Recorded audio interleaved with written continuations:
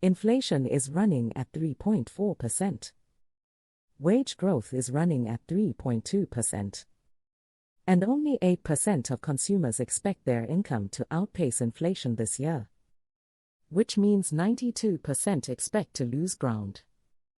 Now look at your own organization. How many of your people have told you they are struggling? Almost none. They are not fine, they are quiet, those are different things. This is what the talent. Financial hardship carries shame in a way other stress does not. People will tell you they are burned out long before they tell you they cannot cover a car repair. And there is no safe channel. Telling your manager makes it personal. Telling HR makes it documented. Most employees do that math and choose silence. Here is the part that should concern you most. Your highest performers are the quietest. The person carrying the most is the least willing to say they are struggling. The silence is not evidence that your people are fine. The silence is the symptom. And be precise about where this lands hardest. Your hourly, non-exempt workforce. A salaried employee absorbs a bad month inside a steady paycheck. An hourly employee whose shifts got cut absorbs it that Friday. There is no smoothing. And almost every financial wellness program is built for the salaried employee. Retirement webinars. Investment seminars. Useful for people whose problem is optimization. Your hourly workforce does not have an optimization problem. They have a timing problem. Completely different tools. Now the part that makes this a business conversation instead of a compassion conversation. A Federal Reserve study found employee financial stress costs employers about $5,000 per employee per year in lost productivity. For a 200-person employer, that is roughly $1 million a year.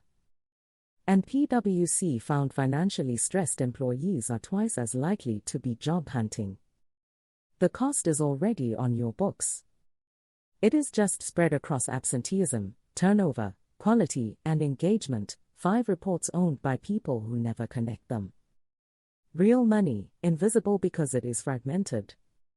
Move 1. Earned wage access.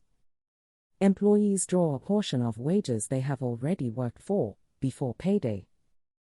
Not a loan. No interest. No credit check. The car breaks down on the 8th. Payday is the 15th. Right now that gap gets filled by a payday loan at a punishing rate, and you inherit the stress that follows. For shift workers whose hours vary, that gap is not occasional. It is structural. Some providers integrate with existing payroll at no cost to the employer. But set caps and pair it with guidance. Offer it with structure, not as a faucet. Move 2. An employee hardship fund. Grants or loans for illness, disaster, or acute hardship. Structured properly, it can qualify as a 501c3, funded through payroll contributions and employer matching. And this is not a big company program. Rhino Foods, a Vermont manufacturer with about 200 employees, grants any employee a $1,000 no-interest loan within 24 hours, repaid through payroll deduction. 200 people. $1,000. 24 hours. That is the whole program. And it replaces a payday loan every time it is used. Move 3. Audit what your benefits change cost them. If you shifted health plan costs to employees this year, and more than half of large employers did, you changed their take-home pay. Run the number. And run it separately for your hourly population.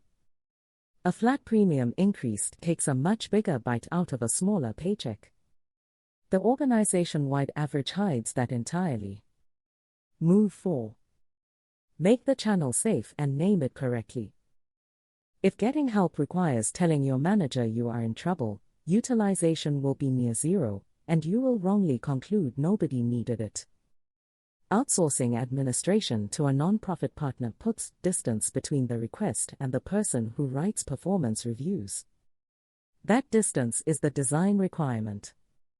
And the language matters just as much. Support for employees in crisis means only people willing to identify as in crisis will raise their hand. A tool for managing timing gaps between expenses and payday is something a competent adult uses. Same program. Completely different utilization. A financial wellness webinar for people who cannot cover rent is not help. It is a budgeting lecture delivered to people whose problem is not budgeting, it is income. Do not announce a hardship fund the same quarter you announce record profits. Your people can read.